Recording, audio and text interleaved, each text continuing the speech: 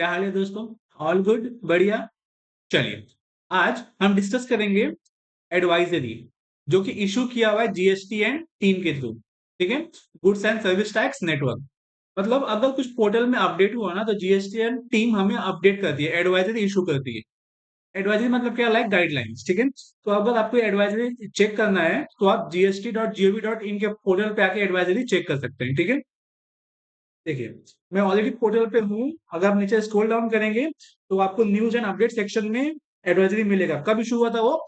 10 अप्रैल 2026 को। Pre deposit percentage in GST portal. मतलब अगर हम लोग कोई अपील फाइल करते हैं under section 107 sub section 6 of CGST act 2017 के अंदर कोई अपील अपील फाइल करते हैं, तो उस अपील फाइल करने से पहले हमें प्री डिपॉजिट करना पड़ता है। तो ये एडवाइजरी उसी सेक्शन को लेकर आई हुई है जो हमें जीएसटी टीम ने दिया हुआ है। ठीक है, तो आइए इस एडवाइजरी को डिकोड करते हैं प्रॉपरली। चलिए, ये एडवाइजरी कब इशू हुआ था? 10 अप्रैल 2026 को। और उसको इफेक्ट में कब लाया गया? 6 अप्रैल 2026 को। मतलब रेट्रोस्पेक्टिव इफेक्ट दिया हुआ है। इशू कब की एडवाइजरी? 10 अप्रैल को, और इफेक्ट में कब लाया? 6 अप्रैल को। ठीक है, ये नोट्स को मैंने बनाए, सीए कृपा शर्मा ने। अगर आपको ये नोट्स चाहिए तो आप मुझे डायरेक्टली डीएम कर दीजिएगा, मैं आपको नोट्स प्रोवाइड कर दूंगा, शेयर कर दूंगा। तो section 107 sub section 6 of CGST act 2017, इसके अंदर पहली बात समझिए ये सेक्शन बोलता क्या है, राइट? अगर मैं इसको आपको एग्जांपल लेके एक्सप्लेन करूं, सपोज ये प्रेरणा है। प्रेरणा को जीएसटी डिपार्टमेंट से 10 लाख का नोटिस आ गया। ठीक है, अब प्रेरणा को मालूम है कि 2 लाख मैं एक्सेप्ट करूंगी क्योंकि वो मेरे डिफॉल्ट से हुआ है, लेकिन 8 लाख को मैं एक्सेप्ट नहीं करने वाली, राइट? तो इस केस में जो 2 लाख है उसका वो प्रॉपरली फुल पे डिमांड पे कर देगी, लेकिन जो 8 लाख है वो डिपार्टमेंट से फाइट करेगी, वो अपील फाइल करेगी। कहाँ फाइल करेगी अपील? अपेलेट अथॉरिटी के पास। कहाँ फाइल करेगी? अपेलेट अथॉरिटी के पास, जो कि फर्स्ट अपील होता है, राइट? सेकंड थर्ड भी है, बट वो इसमें एडवाइजरी में कंसिडर नहीं किया हुआ। यहाँ पे खाली फर्स्ट अपेलेट अथॉरिटी पर ही डिस्कशन चालू है। तो अभी 8 लाख जो उसको एक्सेप्ट नहीं है, जिसके अगेंस्ट वो अपील फाइल कर दी, तो इसका 10% उसको फाइल करना पड़ेगा एज अ प्री डिपॉजिट करके। तो यही सेक्शन बोलता है 107 सब सेक्शन 6। ये देखिए, जो डिमांड एडमिट कर रही है ना उसको, तो उसको फुल पे करना पड़ेगा, टैक्स के साथ, इंटरेस्ट के साथ और पेनल्टी के साथ। प्लस जो डिस्प्यूट है उसका, डिमांड प्रेरणा का जो डिमांड डिस्प्यूट है उसका 10% उसको भरना पड़ेगा, राइट? 10% उसको उसका भरना पड़ेगा। लेकिन देखिए, मैक्सिमम गवर्नमेंट ने यहाँ पे कैप दिया हुआ है। गवर्नमेंट ने क्या बोला है? मैक्सिमम सीजीएसटी और एसजीएसटी में मैक्सिमम 20-20 करोड़, और आईजीएसटी केस हुआ तो 40 करोड़। इसके ऊपर आप मत भरिए प्री डिपॉजिट। मतलब बहुत बड़ा केस हुआ ना तो यहाँ पे गवर्नमेंट ने कैप दे दिया है, 20 CR फॉर सीजीएसटी और एसजीएसटी, और आईजीएसटी केस हुआ तो 40 CR। अगर सपोज 10% मेरा 100 CR आया, फिर भी बोलता है डिपार्टमेंट मैक्सिमम आप 40 CR ही हो रही है। ठीक है, अब आगे, अभी इसके लिए फॉर्म क्या है? Form APL 1। ठीक है, अब कहाँ फाइल करना है अपने को? कमिश्नर अपील के पास, अगर अपने को अपील फाइल करना है तो। अब ध्यान दीजिए, अब ध्यान दीजिए, जो मुझे 10% पे करना है ना, जो मुझे 10% पे करना है, वो मैं कहाँ से पे करूंगा? वो मैं कहाँ से पे करूंगा? तो यहाँ पे मैंने मोड प्रिस्क्राइब किया हुआ है कि कहाँ कहाँ से पे करना है। अब ये जो मोड है ना, इसके ऊपर बहुत सारे डिस्प्यूट हुए थे। ये केस हाई कोर्ट तक जाके सुप्रीम कोर्ट तक गया हुआ है। 2025 में ये केस सुप्रीम कोर्ट तक गया हुआ है। अभी ध्यान दीजिएगा, मोस्टली डिपार्टमेंट भी बोलता है कि आप इसको ई कैश लेजर से ही भरिए, क्रेडिट लेजर का इस्तेमाल मत कीजिए। 10% डिपॉजिट है तो उसको कैश लेजर से ही भरिए। लेकिन बहुत सारे एसएससी हाई कोर्ट में गए कि यहाँ पे गुजरात हाई कोर्ट ने ये अपना डिसीजन दिया है कि भाई ये पैसा एसएससी का ही है। ठीक है, तो आप जो क्रेडिट है यूज कर सकता है प्री डिपॉजिट भरने के लिए 10%। लेकिन उसी के against Orissa and Patna high court ने क्या बोला है? नहीं, आईटीसी अलाउ नहीं होगा। जब यहाँ पे गुजरात हाईकोर्ट ने ये डिसीजन दिया था कि हाँ आईटीसी अलाउ कर सकता है, तो department, revenue department SLP file किया था, स्पेशल लीव पिटीशन फाइल किया था सुप्रीम कोर्ट में। सुप्रीम कोर्ट ने रिजेक्ट कर दिया, डिसमिस कर दिया। ठीक है, मतलब ये डिस्प्यूटेड केस है कि एक गुजरात हाई कोर्ट ने बोला कि अलाउड है, और बाकी हाई कोर्ट ने क्या बोला, अलाउड नहीं है। लेकिन गुजरात हाई कोर्ट का डिसीजन पूरे इंडिया में एप्लीकेबल नहीं होगा। ठीक है, तो इसीलिए हम सजेस्ट करते हैं कि अगर आपको 10% प्री डिपॉजिट भरना है तो अपने ई कैश लेजर से ही भरिए, बाकी किसी भी मत भरिए। आगे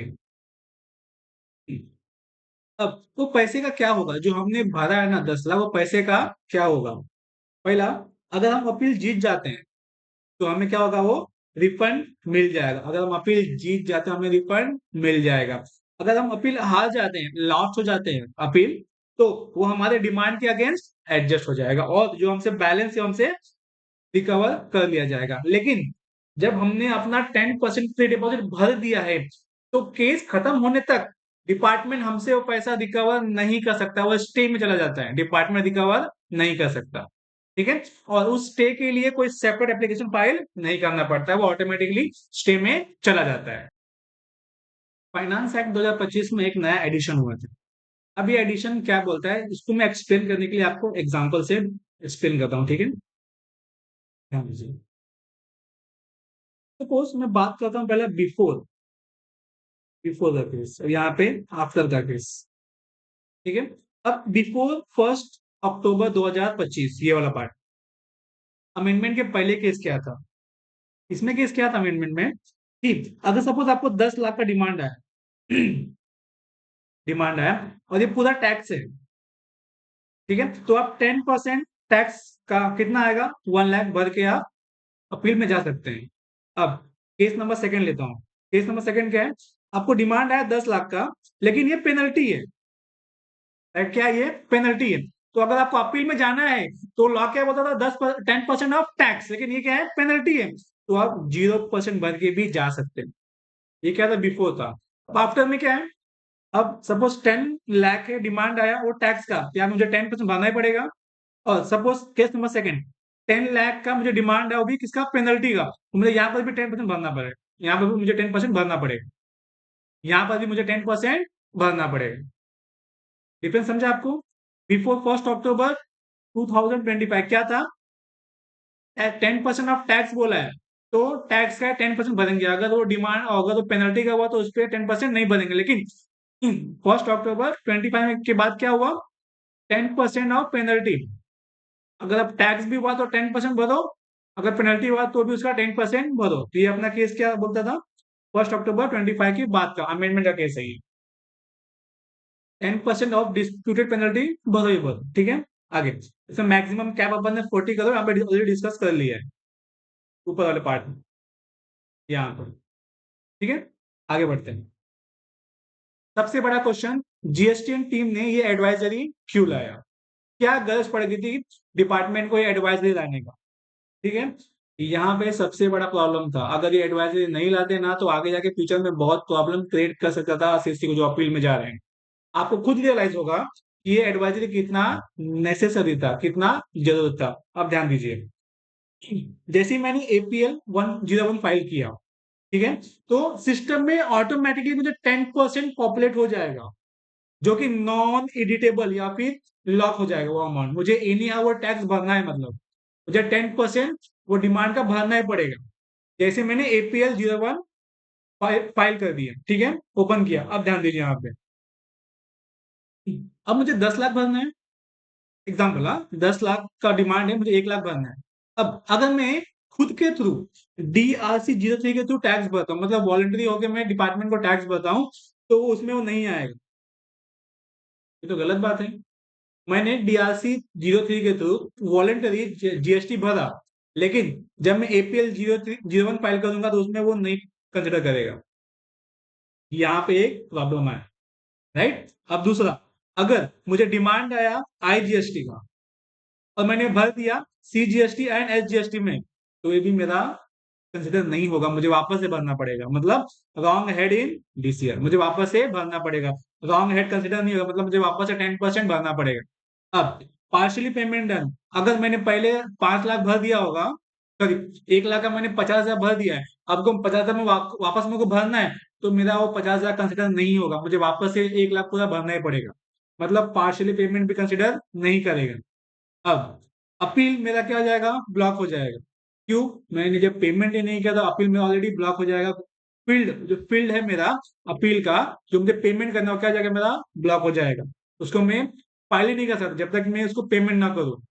आपको समझा प्रॉब्लम क्या था? प्रॉब्लम क्या था इसमें? फर्स्ट, अगर मैं खुद से DRC 03 में होके खुद से पे करता हूँ तो वो प्री डिपॉजिट में कंसिडर नहीं होगा। अगर मैं रॉन्ग हेड से भर दिया तो भी कंसिडर नहीं होगा। पार्शली पेमेंट हुआ तो भी कंसिडर नहीं होगा। वो फील्ड क्या मेरा ब्लॉक होगा, तो मैं फाइल आगे कर ही नहीं सकता, अपील फाइल कर ही नहीं सकता। समझा आपको इतना? इन शॉर्ट ये जो आपका स्टैट्यूटरी राइट है अपील करने का, वो ब्लॉक हो गया। क्यों? Due to what? Due to portal या फिर टेक्निकल ग्लिच। इन शॉर्ट जो आपका स्टैट्यूटरी राइट था वो ब्लॉक हो गया ड्यू टू पोर्टल ग्लिच या फिर टेक्निकल एरर। लॉ ने आपका राइट बंद नहीं किया, लॉ ने रेस्ट्रिक्ट नहीं किया है, पोर्टल ने बंद कर दिया। क्यों? अगर आप 10% फाइल नहीं करेंगे तो नहीं होगा, आप आगे प्रोसीड कर ही नहीं सकते। अब ध्यान दीजिए, अब मेन पॉइंट आता है, क्यों एडवाइजरी रिक्वायरमेंट था, वो तो आपने देख लिया क्यों। अब एडवाइजरी में क्या लिखा हुआ है मेन, अगर आप जैसे ही APL 01 ओपन करते हैं GST पोर्टल के अंदर तो आपका फॉर्म ओपन हो जाएगा, ठीक है। लॉग इन करके GST पोर्टल में फॉर्म APL 01, अब ये जो फील्ड है ना जहाँ पे 10% का आता है, उसको आप मॉडिफाई कर सकते हैं। क्या? मॉडिफाई कर सकते हैं, आपके हिसाब से अमाउंट डाल सकते हैं, लेकिन बाद में ऑफिसर चेक करेगा उसको। सेकंड, जो आपने DRC 03 में भरा है ना, वो अमाउंट लेके आप जो बैलेंस बचा है वो पे कर सकते हैं। पहले क्या होता था, कंसिडर नहीं करता था DRC 03 का, लेकिन अभी वो कंसिडर करेगा। अब नेक्स्ट, पे and submit E cash ledger के थ्रू भी एक्सेप्ट कर लेगा, राइट। नेक्स्ट, लेकिन बाद में अथॉरिटी उसको वेरीफाई करेगा। मतलब जो जो यहाँ पे प्रॉब्लम था अपना, ये जो जो अपना प्रॉब्लम था यहाँ पे, वो सारे प्रॉब्लम यहाँ पे ओवरराइड हो गए। मतलब वो प्रॉब्लम ही हट गए, मतलब DRC 03 का कर लेगा। रॉन्ग हेड हुआ तो वो भी रेक्टिफाई हो जाएगा, पार्शल पेमेंट है वो भी कंसिडर हो जाएगा, और हम लोग फील्ड को एडिट कर सकते हैं। यहाँ मैंने शॉर्ट में दिया हुआ है। पहले क्या होता था, इफेक्टिव कब से अपना 6 अप्रैल, तो पहले क्या होता था अपना 10% वो ऑटो था, अभी क्या एडिटेबल है। DRC 03 का पेमेंट एडजस्टेबल अपन नहीं कर सकते थे, लेकिन अभी उसको एडजस्ट कर सकते हैं। रॉन्ग हेड में गया तो गया पैसा, लेकिन इसके अंदर अपन वो एडजस्ट कर सकते हैं नए वाले में। अभी जेन्युइनली जो अपना प्रोविजन, जो अपना पोर्टल ब्लॉक कर देता था पैसा, अभी यहाँ पे क्या हो गया, एक्सेप्ट कर रहे हो। ठीक है। अब यहाँ पे एग्जांपल लिया मैंने, प्रैक्टिकल एग्जांपल आप लोगों को समझने के लिए। सपोज मैंने आप लोगों को ऊपर एग्जांपल एक्सप्लेन कर दिया है, वही एग्जांपल है, ठीक है। अगर आपको पढ़ना हो तो आप पढ़ सकते हो। चलिए, ये भी मैंने पार्ट आपको डिस्कस कर लिया है कि 10% डिस्प्यूट होगा, आपको भरना पड़ेगा। मैक्सिमम कैप कितना, 20 CR, 20 CR और 40 CR IGST के लिए, ठीक है। टाइम लिमिट क्या भरने का, 3 मंथ, लेकिन अथॉरिटी उसको वेरीफाई करेगी। एडिटेबल है आफ्टर चेंज, मॉडिफाई कर सकते हैं, DRC एडजस्ट कर सकते हैं, रॉन्ग हेड उसको भी आप एडजस्ट कर सकते हैं। तो उसके बाद आपका पोर्टल अपील एक्सेप्ट कर लेगा, ठीक है। हाँ, यहाँ मैंने की समरी दिया हुआ है कि 10% रिमेनिंग डिस्प्यूट आपको भरना पड़ेगा। उसके बाद maximum cap E cash ledger के थ्रू ऑटोमेटिक एक्सेप्ट कर लेगा डिपॉजिट होने के बाद। अपील का टाइम लिमिट क्या है, 3 month from the date of communication. एक महीने से उसको एक्सटेंड कर सकते हैं, ठीक है। ऑल DRC 03 एक्सेप्ट कर लेगा वो आफ्टर अमेंडमेंट, ये वाला एडवाइजरी के बाद। ठीक है, अगर आपको अच्छा लगे तो आप उसको पढ़ सकते हैं, मैंने पूरा समरी में लिख दिया हुआ है। यहाँ मैंने उसको कंपेरिजन किया हुआ है, बिफोर क्या था और आफ्टर क्या था, ठीक है। सिंपल वे में इसको मेमोराइज करने के लिए, बिफोर में क्या था और आफ्टर में क्या था समझने के लिए, आप इसको टेबल को देख के आराम से समझ सकते हैं, ठीक है। इसी के साथ हमने सिंपल सा एडवाइजरी खत्म किया। Thank you so much.